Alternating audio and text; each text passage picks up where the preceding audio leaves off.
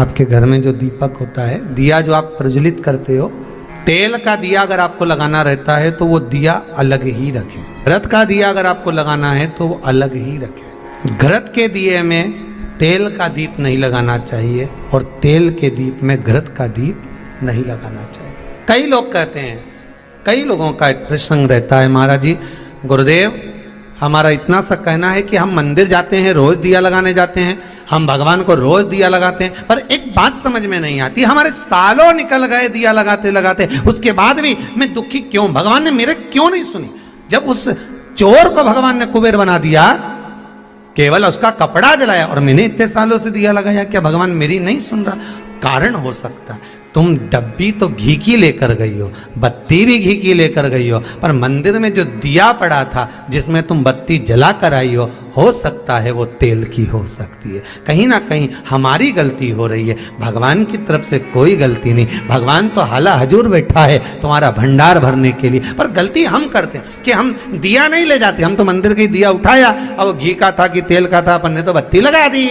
पर पहले की माताएं कितनी चतुर होती थी, आटे का दिया लगाती थी कि वो दिया नया बनाओ, जरा सा आटा उसना, रोटी बनी रही है उसमें से दिया निकाला लगा दिया। नहीं लगाना, दीप नहीं है। अगर आपको लगता है कि ये तेल का घी का दिया अलग होना चाहिए, इसलिए पहले मंदिरों के अंदर घृत दिया लिखा जाता था, घी का दिया, घी का दिया। आप कभी महेश्वर जाइए, महेश्वर में नर्मदा जी के घाट पर शिव मंदिर में जो दिए जलते हैं वहां लिखा रहता है ये घृत का दिया, तेल का दिया, वहां लिखा, और दिए ही जलते हैं वहां 108। कई छोटी छोटी गलतियां हैं जो हम करते हैं और बाद में कहते हैं भगवान हमारा नहीं सुन। हमारी आदत है मनवांचित फल की कामना के लिए जब हम शंकर को बेलपत्र चढ़ाते हैं, शिव जी को हम जब बेलपत्र समर्पित करते हैं, आप सभी को मालूम होगा बेलपत्र चढ़ाने का एक तरीका होता है। एक बेलपत्र चढ़ाते हैं तो ऐसे ही चढ़ा देते हैं, 2-4 बेलपत्र चढ़ाई ऐसे ही चढ़ा देते हैं। पर यदि 11 बेलपत्र, 21 बेलपत्र, 51 बेलपत्र, 108 बेलपत्र, 108 से भी ज्यादा यदि बेलपत्र हम अगर शंकर को समर्पित कर रहे हैं तो आखिरी बेलपत्र में हमें या तो चंदन या चावल या लाल चंदन, कुछ भी अबीर गुलाल कुछ भी रखकर मध्य पत्ती पर रखकर भगवान को समर्पित करना पड़ता है अपनी कामना की पूर्ति के। अगर हमने 108 ऐसी चढ़ा दी या 11 पत्ते ऐसी चढ़ा दिए तो उसमें कामना की पूर्ति नहीं है, और आखिरी 10 चढ़ा दिए तो आखिरी 11वीं बेलपत्र पे हमें कुछ रखकर देना ही पड़े। तो वो ये जरूरी नहीं है कि आप धन रख कर दें, पैसा रख कर दें या संपदा रख कर दें, उसमें अबीर गुलाल चंदन चावल जो तुम्हारा मन पड़े पुष्प आदि उस पर रख। आपने देखा होगा, आप लोग तो करते रहते हो ना पूजा, तो जहाँ पंडित जी अभिषेक कराते हैं तो आखिरी की बेलपत्र पे वो लगा के सब दे ही देते हैं, लो चढ़ाओ। तो कभी आपने पंडित जी से पूछा कि आखिरी बेलपत्र पे आपने लगा के क्यों दिया? कोई लिख के रख लेता है नमः शिवाय, उसको रख देता संभाल के, सब चढ़ा देगा, उसके बाद वो चढ़ाएगा। उसका कारण क्या है? रावण संहिता कहती है कि लंकाधिपति लंकेश जब भी बेलपत्र समर्पित करता था, आखिरी बेलपत्र जब समर्पित करता था तो शंकर को कुछ देकर ही समर्पित करता। शिवलिंग पर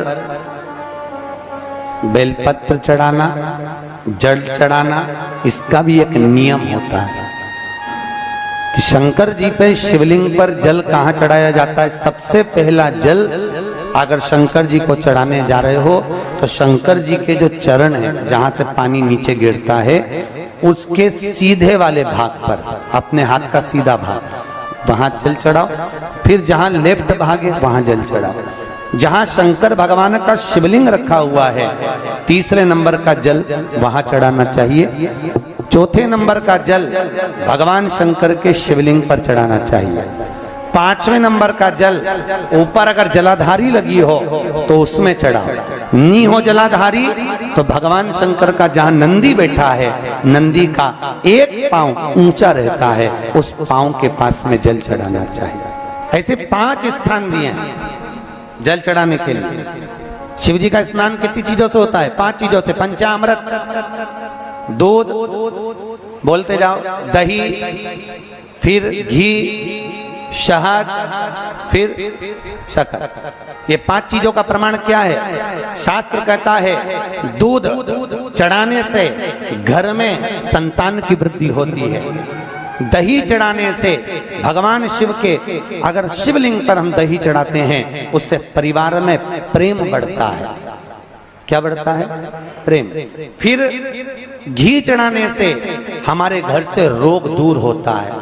शहद चढ़ाने से, भगवान शंकर पर जो शहद चढ़ाया जाता है वो चढ़ाने से घर में संपदा की वृद्धि होती है। और 5वें नंबर पर भगवान को शक्कर, खांड जो आप जानते होंगे, शक्कर आदि पिसी हुई चढ़ा देने से, शिव जी को चढ़ाने से हमारे घर के बच्चे जिद्दी नहीं होते। हिंदू धर्म की रीति है, जिस पात्र को हम जल चढ़ाने लेकर जाते हैं उस पात्र में भगवान के चरणों का जल लाते हैं, खाली पात्र नहीं लाते। क्या लाते हैं? भगवान के चरणों का जल। उस चरणोदक को लेकर आए, घर में रखा, सबने अपने नैनों में लगाया, हृदय में लगाया, चित्तवृत्ति में लगाया। खाली पात्र हम लेकर वापस नहीं आ रहे हैं। शिव मंदिर में जब जब जाओ, जल चढ़ाने के लिए जाओ, पात्र तुमने शंकर जी को पूरा पानी चढ़ा भी दिया तो शंकर के चरणारविंद का थोड़ा सा जल पात्र में डाल के भले 2 बूंद लाओ, 4 बूंद लाओ, इतना सा लाओ, पर लाओ और उसको पूरे परिवार के नेत्रों में जब लेकर आए हो चरणों तक तो लगाओ। पर खाली पात्र नहीं लेकर आना। खाली पात्र लाने में ध्यान दीजिए, जब आप पूरा जल समर्पित कर देते हैं, जल समर्पित भी पूरा करना है। भगवान को चढ़ा रहे हो तो पूरा समर्पण होना चाहिए, पूर्ण समर्पण। इसलिए शंकर भगवान को अधूरा समर्पण नहीं, इसलिए श्रीफल भी पूर्ण चढ़ता है। शंकर जी के मंदिर में श्रीफल नहीं फूटता, पूर्ण श्रीफल। बेलपत्री भी पूरी, चावल का दाना भी चढ़ेगा तो आखा, फल भी चढ़ेगा तो आखा, फूल भी चढ़ेगा तो आखा। भगवान को कोई चीज खंडित नहीं चढ़ती। शिव जी को जल भी चढ़ेगा तो पूर्ण। जिस जल को चढ़ाने के लिए लेकर गए उसको बचा कर नहीं लाना है शिव मंदिर में से, संपूर्ण।